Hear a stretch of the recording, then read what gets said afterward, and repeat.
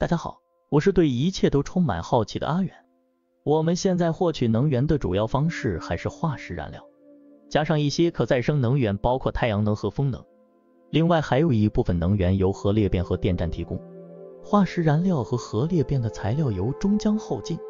这两种材料的使用还分别带来高污染和核辐射的问题。那么什么才是最好的清洁能源，还能够取之不尽、用之不竭呢？这种未来能源正在向我们走近。最近科学家们首次通过可控核聚变反应成功地产生了净能量增益，这是迈向可靠和清洁能源的重要一步，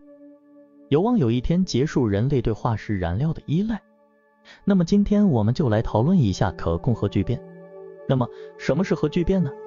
核聚变反应发生在原子核由于极端的压力或温度而被迫靠在一起时，当这种力量足够强大，可以克服原子核之间的静电力相互排斥，原子核将被强合力拉在一起，这是粒子物理学标准模型描述的力量之一。之后形成一个新的更重的原子核，这个更重的原子核比原来的两个氢核总质量稍轻，从而产生大约 0.7% 的质量亏损。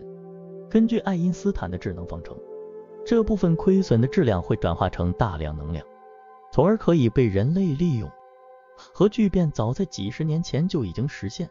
不过是以氢弹爆炸的方式一瞬间释放出来，而很难被利用。所以我们需要找到一种可以控制核聚变速率的方法，以对其加以利用。目前控制核聚变主要有两种方法：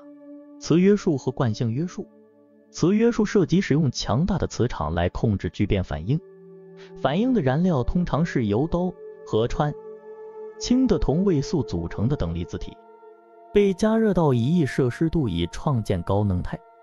使原子核能够克服它们的自然排斥而聚合在一起。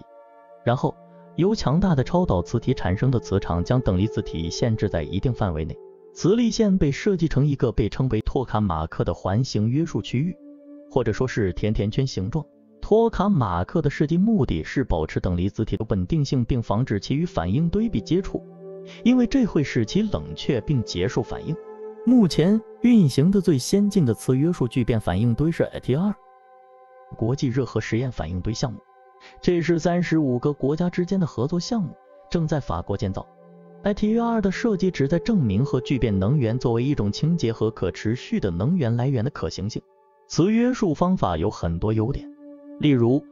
该方法已经被广泛研究和开发，并且在实验中已经被证明是可行的。这种方法可以实现长时间持续的核聚变反应，并且可以控制反应速率，从而产生稳定的输出。产生的反应产物可以被收集和处理，这使得磁约束聚变成为一个更可持续和清洁的能源选择。而且这种方法不会产生大量放射性废物，因为反应产物通常是非放射性的。当然，磁约束方法也有很多缺点，例如首先需要复杂的设备和昂贵的超导磁体来创建和维持磁场。不过最近有研究发现了室温超导体可能会大幅降低维持超导磁体的成本，我会随后给大家详细解读这一研究成果。其次，要实现磁约束聚变需要很高的温度和压力，并且这对实验室和设备的要求都很高。最后，磁约束方法需要大量的能量来启动，这在一些情况下可能会造成能源损失。下面我们来重点谈谈惯性约束方法。前文提到的首次产生净能量增益的核聚变实验用的就是这种方法。这项实验中所使用的惯性约束聚变设施是位于加利福尼亚州劳伦斯利弗莫尔国家实验室的国家点火设施 NIF。总的来说，科学家们会使用高功率激光来加热和压缩燃料以启动聚变反应。在这种方法中，燃料通常包含在一个小目标中，例如一个小球。该目标会被一束高能激光的爆炸性光束轰击，激光的强烈能量使目标内部坍缩，产生一个冲击波，压缩和加热燃料，以至于聚变反应可以发生。具体到 NIF， 它是世界上最大且最强大的聚变反应堆，它通过将近200个高能激光射入称为空腔的空心圆柱体中实现。空腔中包含一个小的氢同位素球体，是实验的燃料。这一过程产生一种 X 射线的光环，并触发了一个速度超过400公里每秒的内爆。随后产生了巨大的压力和极高的温度，使氢同位素融合。在他们最新的实验中，研究人员输入了大约 2.05 兆焦的能量，得到了 3.15 兆焦的输出，这是系统内的净增益。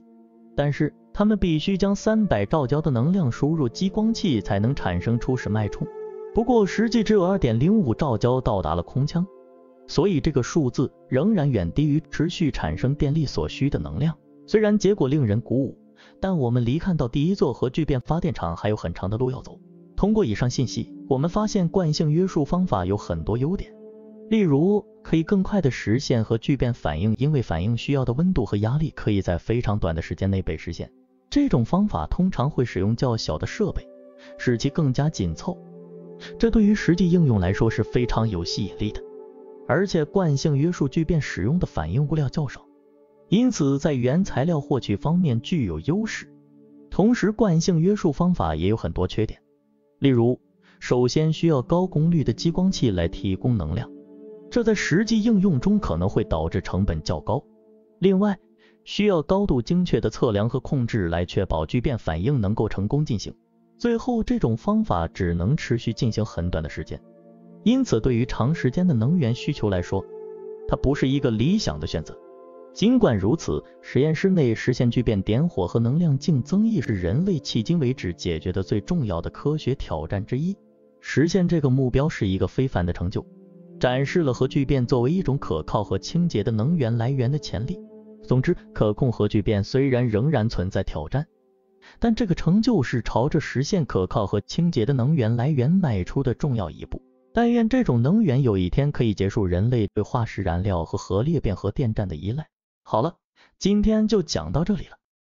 如您喜欢我的视频，别忘了点赞哦。新知识正在来的路上，欢迎大家订阅我的频道。谢谢您的支持。